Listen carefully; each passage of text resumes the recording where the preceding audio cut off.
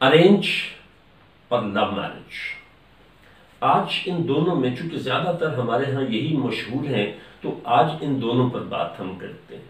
Arrange marriage کیا ہوتی ہے؟ رشتہ تلاش کرنے سے طے کرنے تک اور طے کرنے کے بعد ایگزیکیوٹ کرنے تک والدین، بہن بھائی اور دیگر احباب جو ہیں دونوں طرف سے شامل ہوتے ہیں، اور اس میں لڑکا اور لڑکی کو بھی ساتھ انگیج کیا جاتا ہے۔ ایسا نہیں ہوتا کہ ان کو بالکل ہی باہر رکھا جائے، ان کی مرضی و منشا کا مناسب حد تک ضرور خیال رکھا جاتا ہے۔ اور وہ ارینج میرج تو بہت ہی اچھی ہو جاتی ہے کہ جس میں بچوں کی مرضی کا ضرور خیال رکھا جائے۔ اب میں اس کے حق میں زیادہ کیوں ہوں؟ دیکھیں، میں نے اپنی زندگی گزاری، اپنے بچوں کی شادیاں کی، اپنے اسٹوڈنٹس کی اور پھر میں میرج کاؤنسلنگ میں اپنی خاص ایکسپرٹیز رکھتا ہوں۔ وہ شادیاں جو والدین کے ذریعے ہوتی ہیں، جن کو ہم ارینج کہتے ہیں، اس میں ایک تو برکت والی بات ہوتی ہے کہ سارے گھرانے کی خوشیاں، ان کے دل کی دعائیں ساتھ ہوتی ہیں۔ یہ اگر آپ میری باتوں کو کہیں جذباتی ہیں تو ایسا نہیں ہے۔ اس میں ایک جو انرجی ہے، قدرت نے پازیٹیو انرجی رکھی ہے ماں باپ کی دعاؤں کی شکل میں، وہ بہت میٹر کرتی ہے۔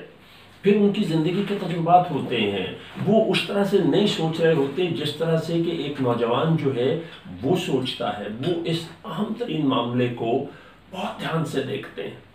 مثلا بہت دفعہ ایسا ہوتا ہے، لیکن ایک مثال آپ کو دیتا ہوں۔ ایک ماں اپنے بیٹے کو کیا کہتی ہے؟ وہ کہتی ہے، بیٹا میں تم کو تجھ سے زیادہ جانتی ہوں بچپن سے اب تک، تمہارے لیے جو لڑکی چاہیے نا، اس میں یہ چیز اگر نہ ہوئی نا تو نبھا بڑا مشکل ہو جائے گا۔ اور لڑکے نے اس کو تھوڑے سے سوال جواب کے بعد ایڈمٹ کیا کہ ہاں ماں، یہ تو میں نے سوچا ہی نہیں تھا۔ بڑی امپورٹنٹ چیز ہے۔ تو اس لیے ہمیشہ پریفر کیجئے، والدین سے درخواست ہے کہ نرمی کے ساتھ بچوں کو ادھر لائیں، اور جو نوجوان دیکھ رہے ہیں ان سے گزارش یہ ہے کہ والدین کی رائے کو بہت زیادہ اہمیت دیں۔ اور اب سیکنڈ پارٹ ہے لو میرج کیا ہوتی ہے۔ لو میرج کا جو ہمارے ذہنوں میں تصور ہے وہ یہ ہے کہ لڑکے نے اور لڑکی نے کسی کو دیکھا اور شادی کے لیے پسند کر لیا اور پرپوز کر دیا۔ ایک تو ہمیشہ یاد رکھیں کہ یہ دیکھتے ہی پیار ہو گیا، یہ صرف فلموں میں ہوتا ہے، ڈراموں میں ہوتا ہے، اصلی زندگی میں نہیں ہوتا۔ اس کے 4 مراحل ہوتے ہیں، جس میں سب سے پہلا مرحلہ جو ہے وہ صرف لائکنگ ہوتا ہے، کہ کسی کے ساتھ اٹھنا بیٹھنا، دیکھنا، بات کرنا صرف اچھا لگتا ہے، کسی قسم کی کوئی اور انٹینشن نہیں ہوتی۔ پھر آگے 3 مراحل کون سے ہوتے ہیں؟ وہ چونکہ اس وقت ٹاپک نہیں ہے تو اس پہ بات بعد میں ہوگی۔ اب اس میں ہوتا کیا ہے، جو بہت بڑی غلطی ہوتی ہے، یہ نوجوان بہت دھیان سے سنیں کہ یہ زیادہ ناکام کیوں ہوتی ہیں۔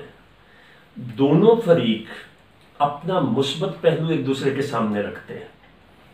اس کو کپڑے کیسے پسند ہیں، اس کو رنگ کون سے پسند ہے، اس کو کھانا کیا پسند ہے، اس کو باتیں کون سی پسند ہیں، تو وہ ایک دوسرے کی پسند کا انتہائی خیال نہیں رکھتے، بلکہ ایک دوسرے کی پسند کو نبھانے کی کوشش بھی کرتے ہیں۔